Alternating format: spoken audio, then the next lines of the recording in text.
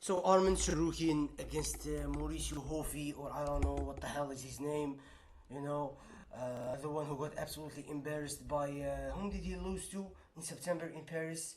I completely forgot, Like Benoit Saint Denis, out of all people, he lost to Benoit Saint Denis. Benoit Saint Denis was just like a mediocre grappler or wrestler, just barely have any grappling knowledge, just enough to beat guys like Mauricio Hofi. Mauricio Hofi guy was talking about beating Islam and Khabib, and I want to fight Islam. Like people are crazy to me. They're so delusional. Like they think they can. Like he calls out Islam. Yet there is no proof for him inside the gym or outside the gym in the fights that he can. That he can't defend. It's just purely ego talking. Purely ego talking. So the delusion is real. And Arman Tsarukyan.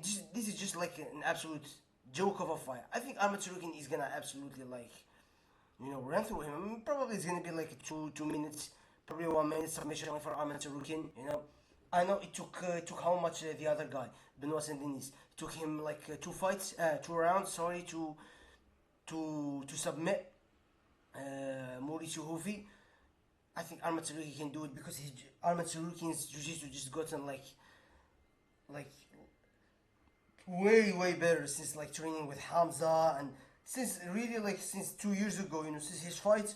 I think since his fight with he's always been good, like especially defensively, but since his fight with Charles Oliveira, his submissions, like we saw him submit Dan Hooker, with an arm triangle. We saw him submit Mukayev Muhammad, even though Mukayev Muhammad is like, yeah, a flyweight, but still, it's a huge, feather in his arsenal.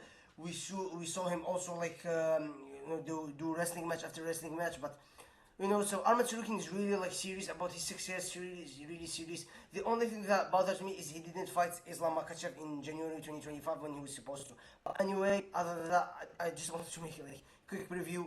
I think he's gonna absolutely like run through Mauricio Hofi. I mean, absolutely, like Mauricio Hofi has absolutely no jiu-jitsu. I think he's gonna submit him in no wrestling and no jiu-jitsu. I think he's gonna submit him in probably 1 minute.